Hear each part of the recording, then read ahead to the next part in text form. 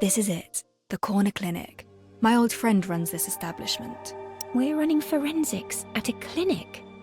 I thought they were for those needing a physician. And my good friend is indeed a physician. Anatomy is her specialty. She's also incredibly well-read and knows how to make the dead talk. Will she help? We've known each other since we were children and our friendship runs deep. She never fails to help me whenever I ask. Before I forget, I can also ask her to replace your bandages and dressing. Oh dear.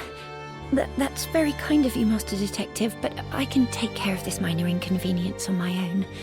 I tend to become quite anxious at clinics. Visiting a physician gives me a rather uncomfortable vibe. I'm afraid I must take my leave. Good luck with your friend. I shall await you at the office.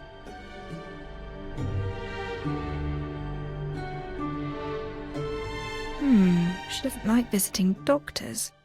Why is that? Well, the important thing right now is to get information out of the remains.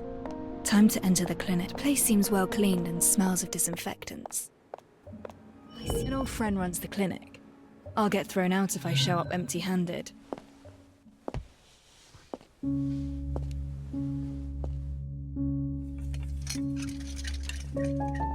touch anything.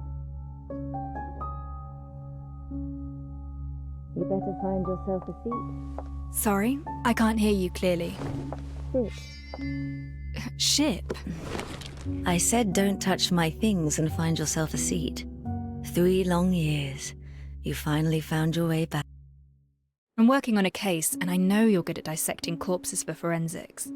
I hope you can run your observations on a peculiar specimen of mine and tell me what it's all about. Incredible way to greet someone after disappearing for 3 years. Didn't expect the first line to be, I'm working on a case. I'm actually curious now. Do you still remember my name?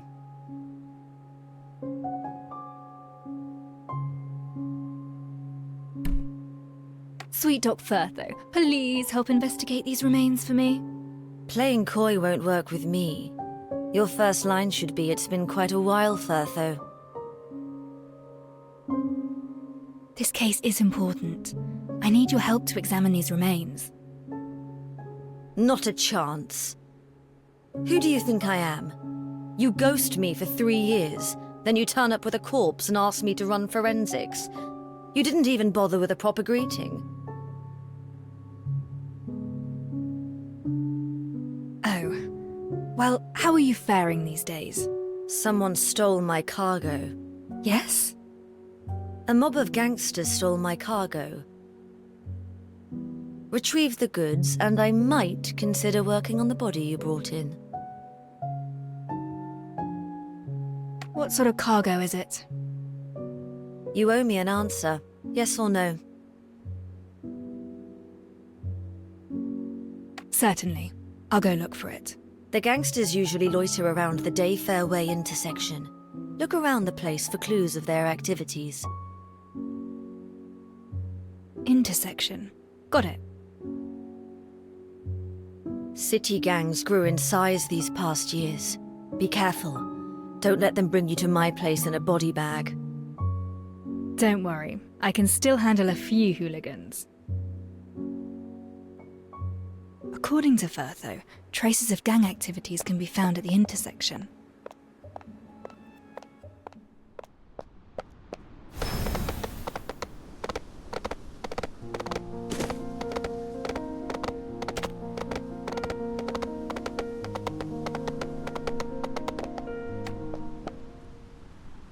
What's she doing?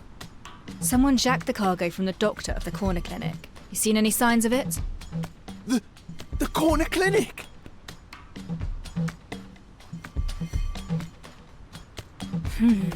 Now that's odd.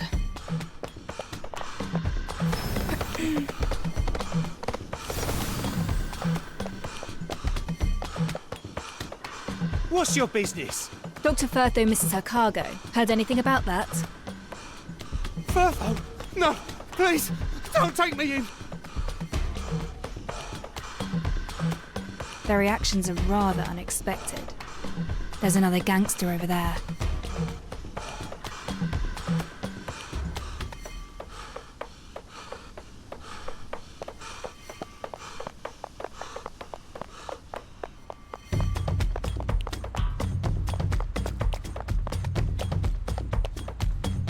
Why are you looking at me funny? A doctor's cargo hat. Doctor? No! No! Pertho seems to have garnered quite a reputation. I'll follow this one to locate the gang's gathering place.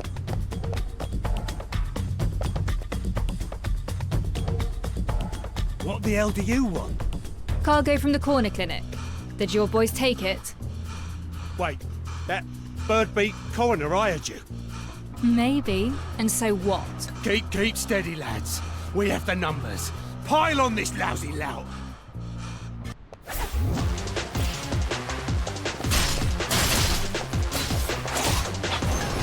Nevermore.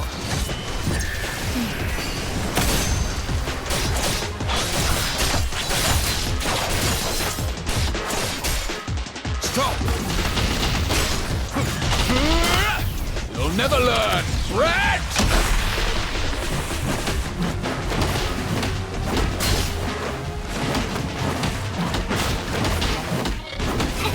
Burn it all down! Enemies.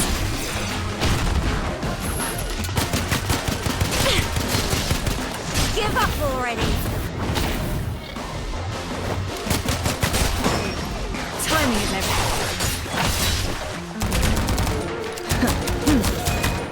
As I suspected.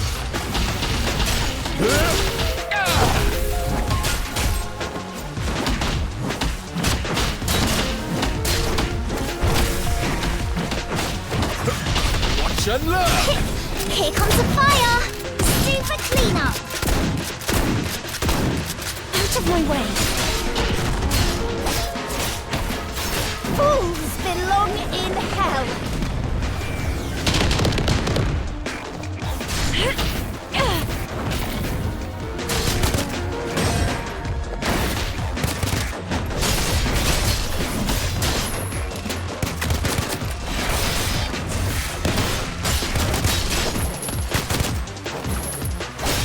I'll take care of this. I've warned you. Stop!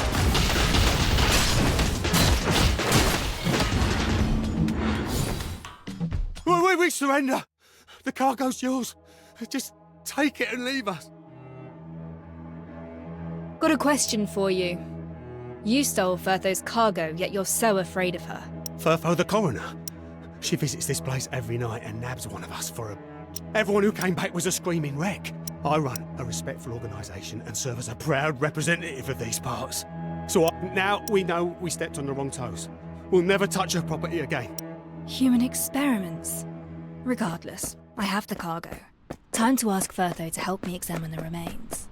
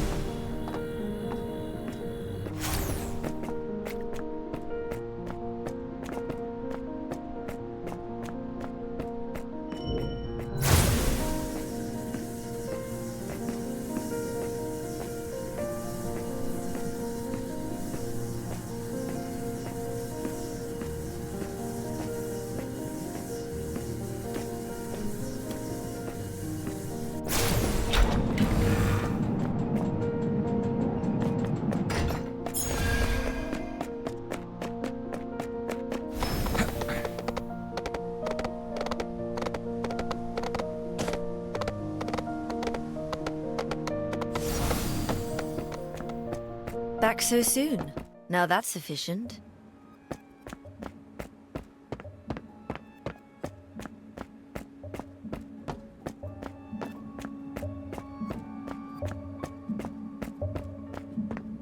My experience will help me. Firtho built this table herself. It's specifically designed for autopsies. She's extremely passionate about her field of expertise.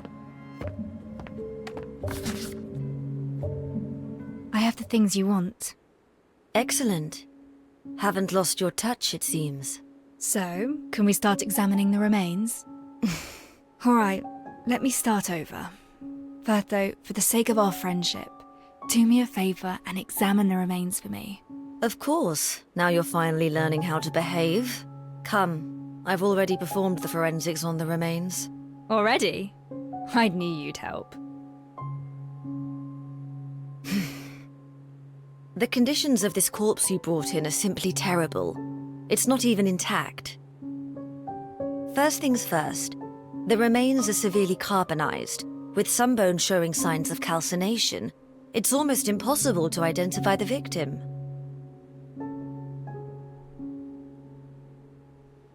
Can you identify the victim's gender? From the pelvic measurements, the victim is male. How old is he? From the pubic symphysis, the victim is at least 30 years old. I found something that might interest you. The cause of death. We found obvious signs of arson at the crime scene. I suppose you found something else about how he died.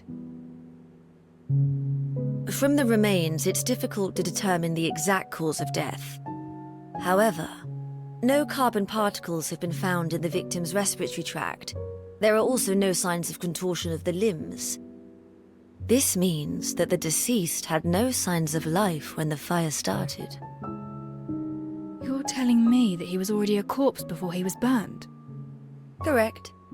So to wrap it all up, the deceased was around 30. Though we do not know how he died, burning is definitely not on the list. A man in his 30s. The gender is right, but Grim is younger than that. And it wasn't the fire that killed them.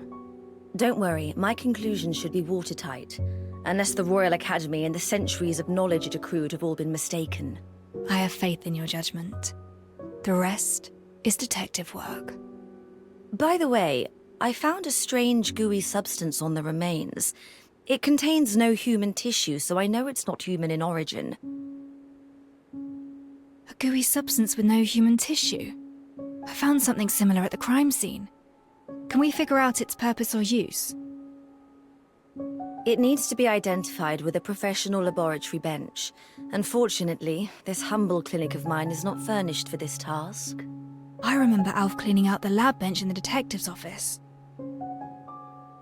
Thank you. I have something that should work at my office. I'll head there now. Hold on. Take this. What is this? It's in the cargo you retrieved from the gangs. A stabilizer for people like you. It will help soothe the mood and mind, as well as suppress recurring nightmares. I concocted this particular blend for you. Did I ever mention about my nightmares? I'm a doctor. There are things that I can see without the patient telling me.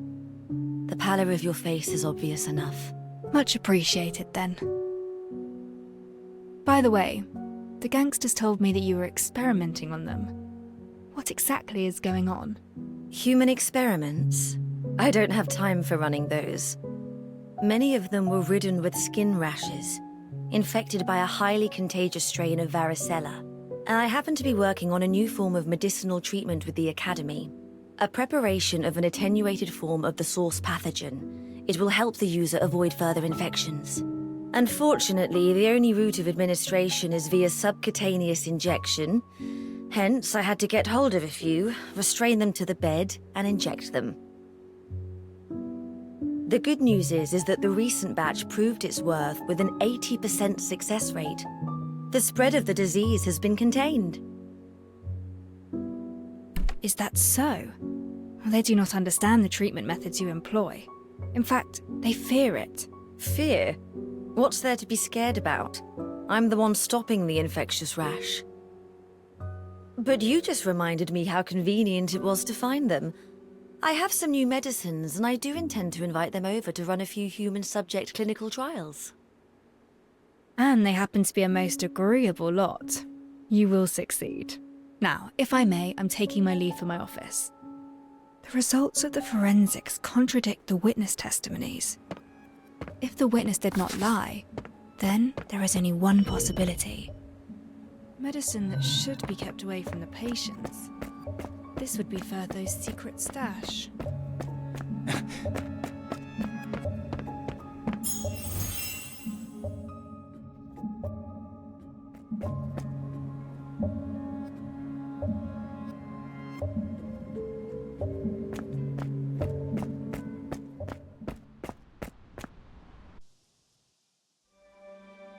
Master Detective! Master Detective, I finally found you! I tried visiting Chief Inspector Lauren, but he wasn't at the constabulary. So I went to the detective's office to look for you, but you weren't there either. Looking for me? Tell me, what's happening? There's someone I know. His name is Grimm. He's a journalist around my age. Brown cap, straw-coloured hair, short. A well-connected person told me that we got another murder in the city.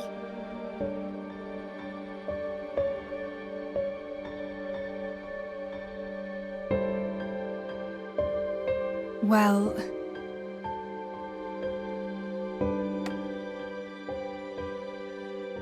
Oh, thank goodness.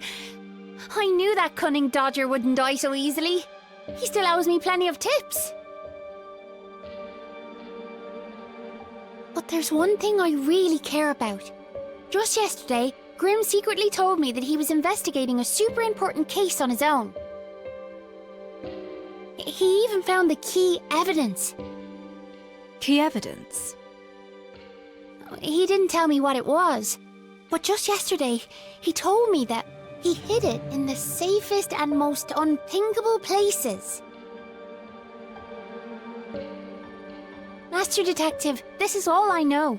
I hope this tidbit can help you out. If you find the truth, please get it published in the papers.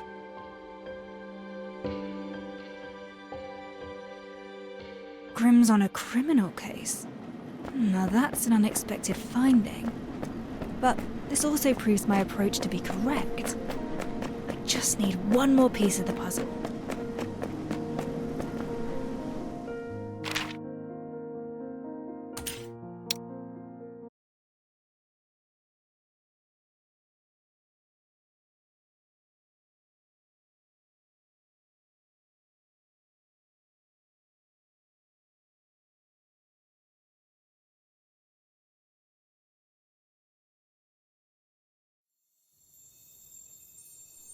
Gotta check if the cadets are running their patrols properly and not sleeping on duty.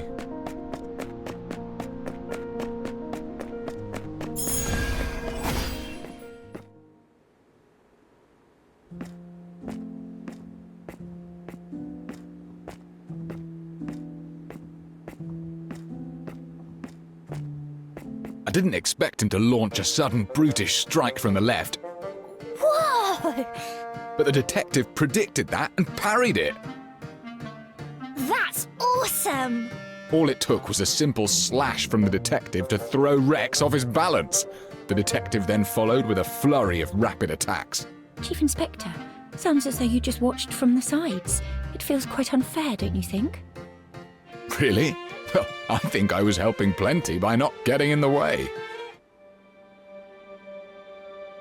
You all seem to be enjoying your discussion. You're back, Master! Everyone's here!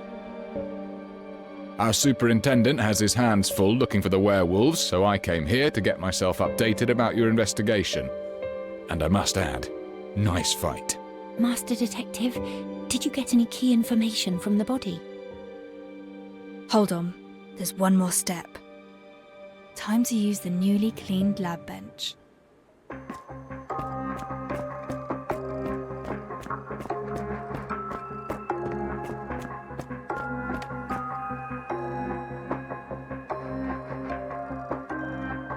Grey, no obvious odour, and rather thick. The contents: thickeners, mud, and water. I see. A flame retardant. It can absorb heat and prevent fires from spreading. What does it mean? Whoa! Don't touch that, Master! You'll get burned! I'm not burned. The vaporizing water brings off the heat to protect the skin underneath.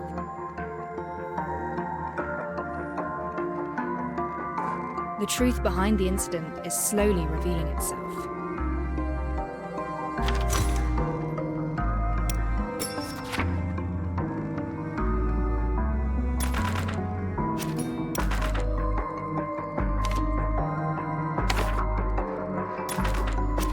The autopsy revealed the purpose. Rumours around pixies and flame retardants have been found at the scene.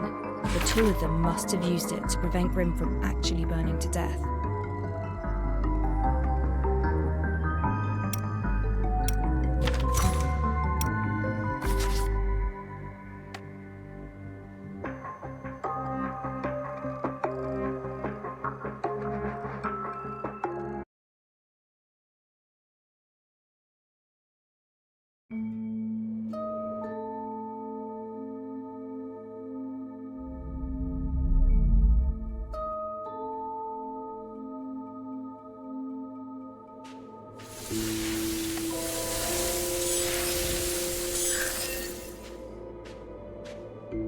This alleyway is where the incident happened.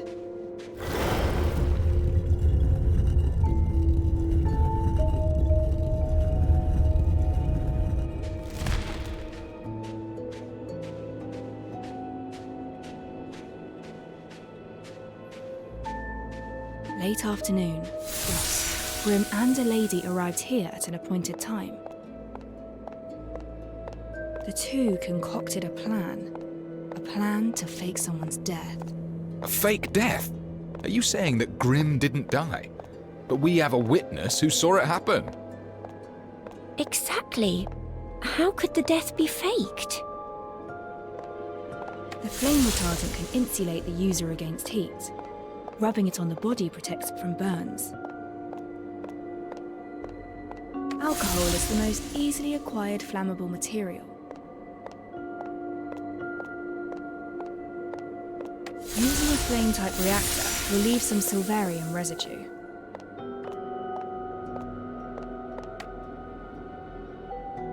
Grim places his camera and hat down by the side, and then applies the flame retardant on his entire body. His companion prepares the fuel and ignition device. Whoa! Is he gonna get burnt? No, before that happened, they must... Since Grim faked his death, they would need another body to get burned in his place. But this was probably not the time the body was laid. We lack concrete evidence that Grim has died. The footprints at the scene were rather unclear. Someone probably tried to clean it in a hurry, but we found residues of reactor and flame retardant use. Since we could find these key pieces of evidence, it shows that they never cleaned the scene properly. The witness who saw Grim in flames is a nearby resident. According to his testimonies, he would water the flowers every afternoon at that time. They found this resident's schedule, then ignited the fire once he showed up. As they expected, the witness burned the scene into his memory before running away in fear. So, we have a witness claiming that Grim was burned to death. Then who was the body we found in the alley if it was a fake death?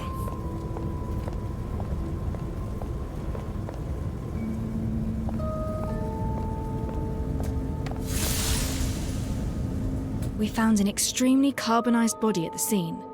Forensics revealed him to be a male of at least 30 years of age. At least 30. Grim wasn't that old from what I remember. Additionally, forensics also discovered that the male was already dead before the fire began. The carbonization of the corpse perfectly obscured his true identity. Therefore, the body isn't Grim, but a prop that Grim and his companion prepared.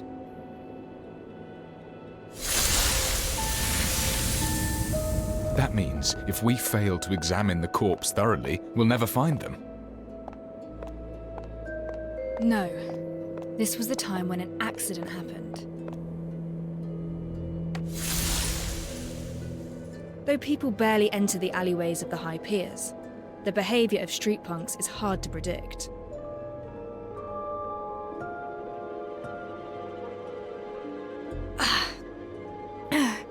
Now this discomfort came pretty quickly.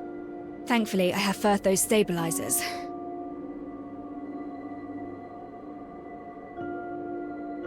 A street punkster heard something.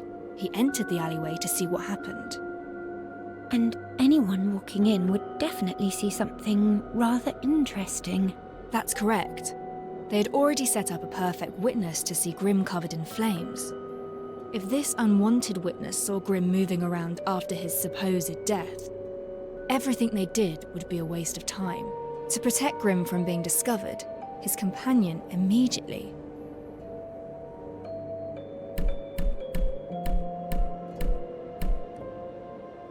took Grim by the hand and fled the scene. But they were not far away enough from the Ally entrance. There is a chance that they could be recognised by the trespassing punk during their escape.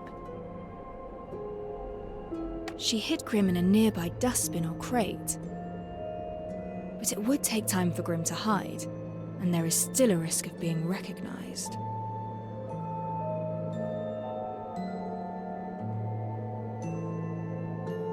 It was an emergency. Grim's companion didn't hesitate and charged at the street punk, using herself to block his view and giving Grim a chance to slip away from the other side.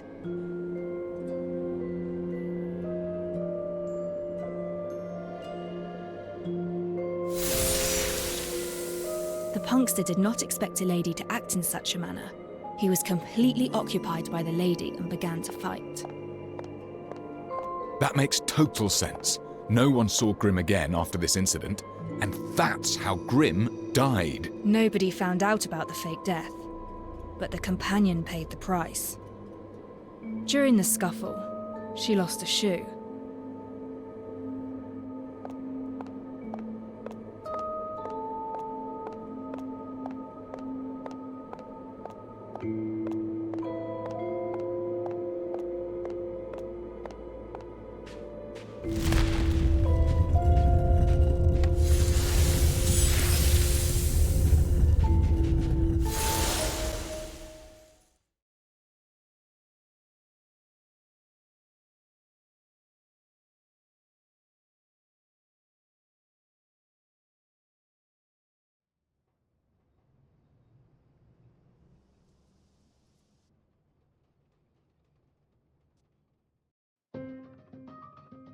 Incredible. You described it as if we were right there at the scene. This is how the legendary detective works. Can't believe Grim faked his death right under our noses. He staged a very complicated show. I don't understand why he did all this. A fake death? What is the fake death meant for? Fraud? No, it aims to convince others of your death. Indeed, faking one's death becomes an option only when death becomes a necessity.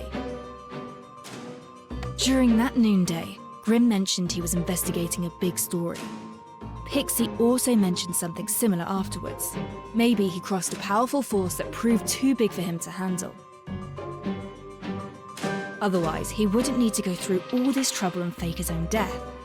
A train ticket out of town would have sufficed. Are you saying that he's being hunted? That is a possibility. Then whose body is it? If it wasn't Grim, we still have a murder on our hands. Someone got burned to cinders. Did Grim kill a man and use the victim's body, all to fake his own death so that he could escape? We are still unable to discern the identity of the deceased.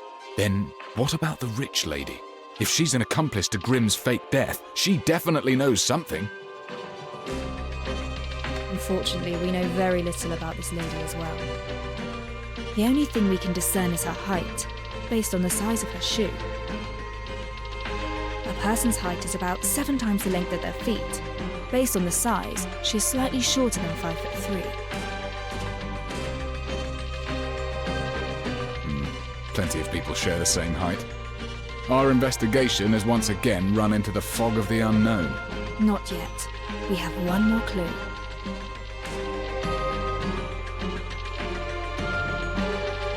Pixie told me that Grim hid his key evidence in the safest place. The safest place? Was he talking about his home? The home of someone on a bounty list isn't exactly safe. But the home of a supposed enemy might be another thing. You mean the detective's office?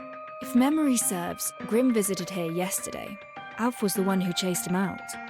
Right! I defended the detective's office. He was poking around the kitchen area. Let's take a look. I can see that someone has searched the cabinets. I thought it was Alf, but perhaps it was someone else. Grimm's appearance in the office was no mere coincidence. A cabinet with a mouldy smell. This isn't it. Beneath the hot fluorescent tube. Not here. Empty storage boxes. Not here. With Grimm's personality in mind, where would he hide it? The most dangerous place is also the safest place.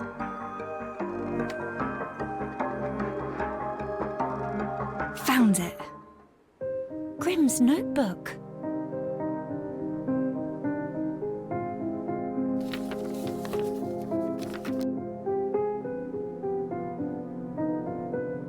What's this? Isn't it from the Nameless Ashes case? We have a name now.